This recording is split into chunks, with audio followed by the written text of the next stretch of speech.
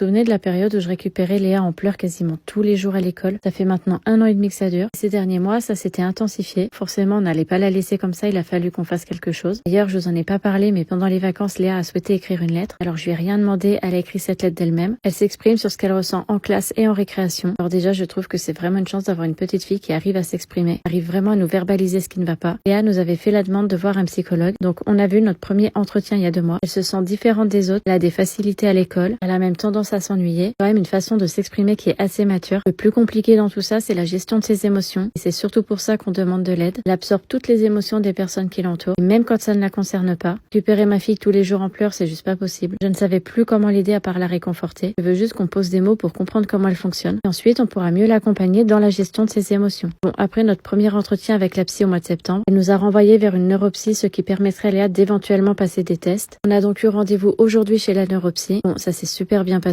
Par contre, j'avoue, c'était hyper long. On est resté quasiment 2 heures là-bas. Je vous avoue que là, j'en ai plein la tête. Léa n'en pouvait plus d'être enfermée dans le bureau. Je prendrai le temps demain de vous expliquer un peu plus en détail le rendez-vous.